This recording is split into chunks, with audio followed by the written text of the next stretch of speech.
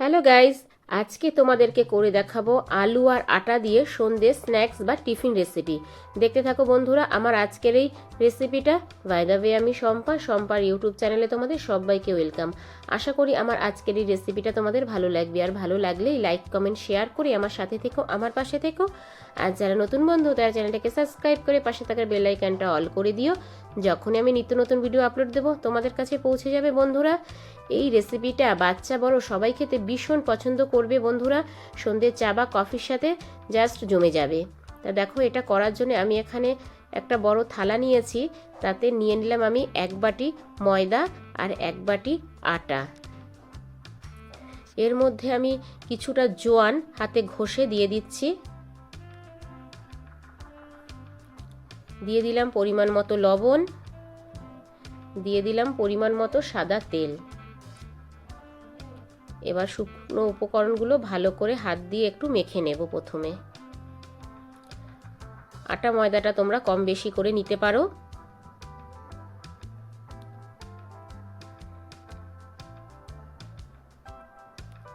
এবার আমি উষ্ণ গরম জল দিয়ে এটার একটা ডো করে নেব।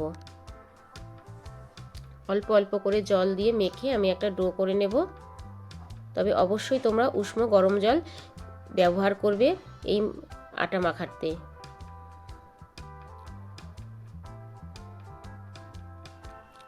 দেখো বন্ধুরা, মাখা হয়ে গেছে আমার।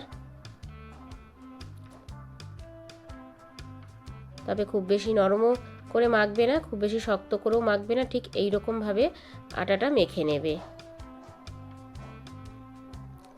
এবার এটাকে আমি একটা প্লাস্টিকের মধ্যে করে রেখে দেব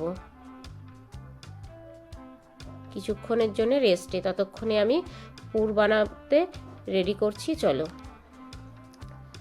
দেখো, আমি একটা গ্যাসে কড়াই বসিয়ে দিয়েছি। তাতে দিয়ে দিলাম 2টো শুকনো লঙ্কা আর হাফ চামচ 5 ফোড়ন। ভালো করে এবার নাড়িয়ে চাড়িয়ে একটু ভেজে নেব। ভাজা হয়ে গেছে, এটা আমি একটা প্লেটে তুলে নিচ্ছি। এই দেখো বন্ধুরা, এবার দেখো এখানে আমি একটা ছোট্ট হামলদিস্তা নিয়েছি। তার মধ্যে আমি শুকনো লঙ্কা আর ভেজে রাখা 5 ফোড়নটা দিয়ে দিলাম।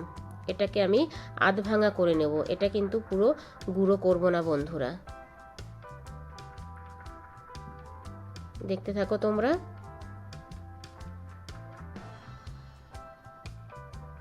এই দেখো, এরকম একটু আধ ভাঙা করে নেব। প্লেটে ঢেলে নিচ্ছি।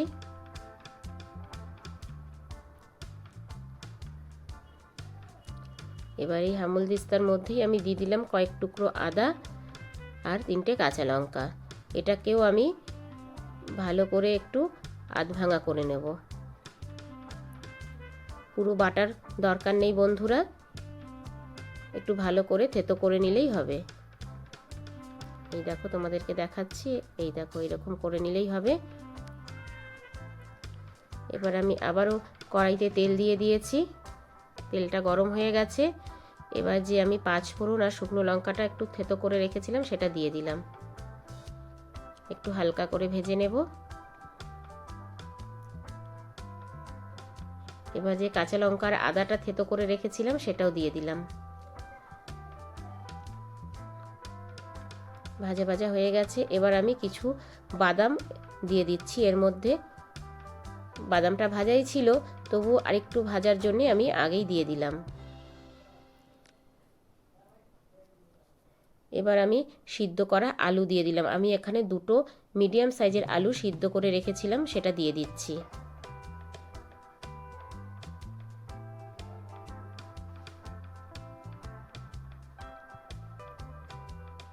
ভালো করে আমি নাড়িয়ে চাড়িয়ে নিচ্ছি।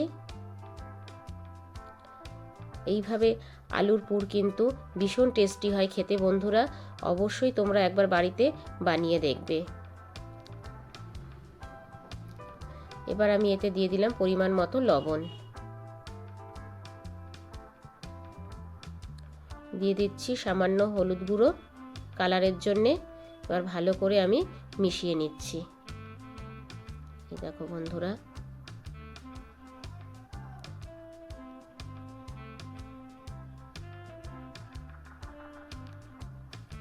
এবার আমি এটা আরও বেশি টেস্টের জন্য দিয়ে দিচ্ছি কসুরি মেথি পাতা। দিয়ে ভালো করে আমি আবারও মিশিয়ে নিচ্ছি। অবশ্যই তোমরা এই আলুর পুরটা যখন করবে কসুরি মেথি পাতাটা অবশ্যই দেবে তোমরা। এতে আলুর পুরের যে ঘ্রাণটা ভীষণ সুন্দর হয় বন্ধুরা। এবার আমি একটা প্লেটে তুলে নিচ্ছি আলুর পুরটা।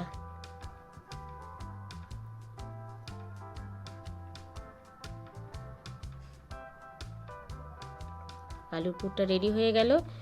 এবার আমি যে আটার ডোটা করে রেখেছিলাম সেটা প্লাস্টিক থেকে বের করে নিচ্ছি। বের করে এবার ভালো করে আবারও একটু ডলে নেব। এই দেখো বন্ধুরা, 4টে গোলা হয়েছে আমার।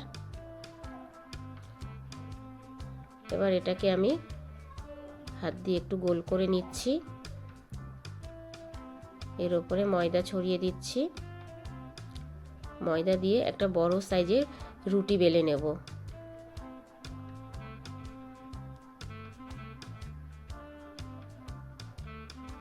এই দেখো বন্ধুরা, একটা বড় সাইজের রুটি বেলে নিলাম।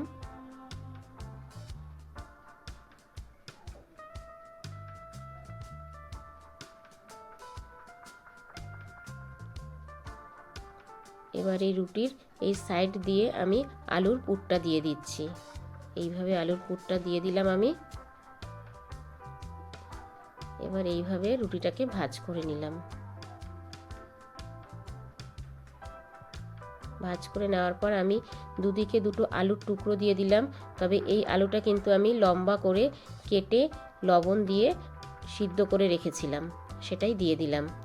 এবার ছুরি দিয়ে মাঝখানে কেটে দিচ্ছি। আর দেখো ঠিক এইভাবে পরপর কেটে নিচ্ছি আমি।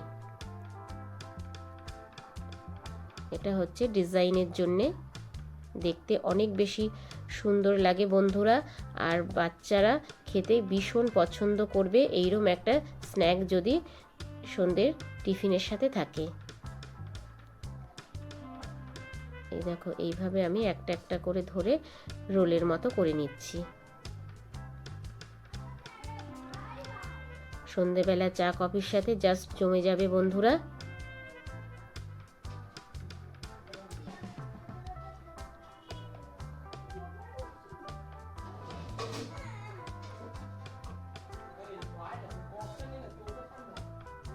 এইভাবে ধরে পুরো রোলগুলো করে নিতে হবে।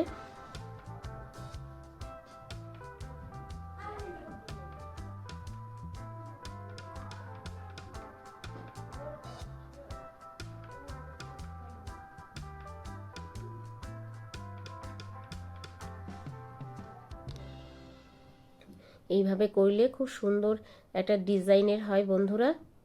দেখতে থাকো তোমরা।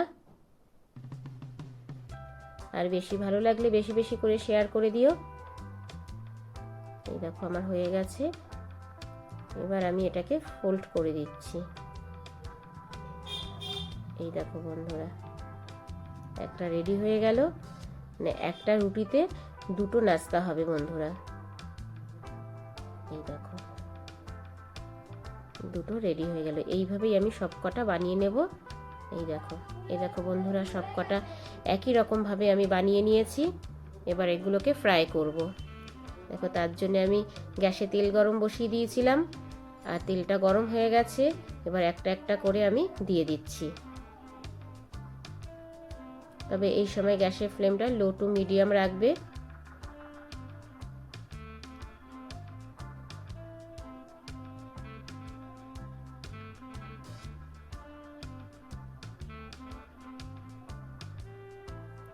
এবার এক পিঠ একটু ভাজা হতে দেব।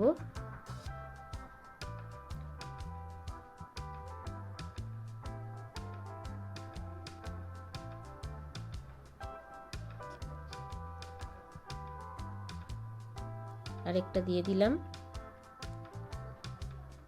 আর একদিকটা হয়ে গেছে, আমি উল্টে দিচ্ছি।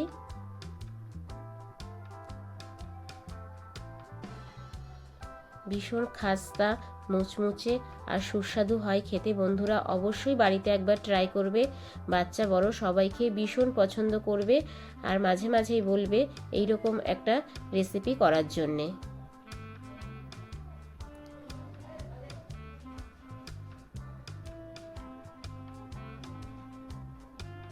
এইভাবেই উল্টে পাল্টে আমি সব কটা ভেজে নেব। তবে বাচ্চারা এগুলো সসের সাথেও খেতে ভীষণ পছন্দ করবে বন্ধুরা। দেখো আমার ভাজা হয়ে এসছে। এই দেখো বন্ধুরা, তোমাদেরকে সামনে থেকে দেখাচ্ছি কতটা সুন্দর আর কতটা লোভনীয় হয়েছে। তোমরা দেখেই বুঝতে পারছো এই রেসিপিটা। এবার আমি তেল ছেঁকে তুলে নেব।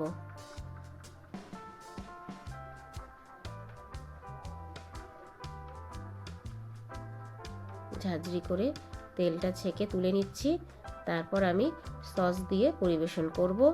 দেখতে থাকো তোমরা। সাথে থাকছে চা আর কফি, যে যেটা পছন্দ করো। দেখো বন্ধুরা, প্লেটে ঢেলে নিলাম। আর আওয়াজটা শুনে বুঝতেই পারছো কতটা কাঞ্চি আর কতটা মুচমুচে হয়েছে। খেতে কিন্তু ভীষণ টেস্টি হয়েছে বন্ধুরা। অবশ্যই বাড়িতে তোমরা একবার ট্রাই করবে। এবার এখান থেকে নিয়ে আমি আরেকটা প্লেটে সাজিয়ে সসের সাথে তোমাদেরকে দেখাচ্ছি। কি বন্ধুরা, দেখে মনে হচ্ছে তো একদম লোভনীয়, খেতে কিন্তু অসাধারণ হয়েছিল। অবশ্যই বাড়িতে একবার ট্রাই করো। আর ছোট্ট একটা কমেন্টস করে জানিও, কারণ তোমাদের ছোট্ট ছোট কমেন্টস আমাকে ভিডিও করতে অনেক বেশি উৎসাহ দেয়। বাই দ্য ওয়ে, আমি শম্পা। এতক্ষণ দেখছিলে শম্পার ইউটিউব চ্যানেল। আবার দেখা হচ্ছে তোমাদের সাথে নেক্সট কোনো রেসিপিতে। ততক্ষণের জন্যে টাটা, বাই বাই।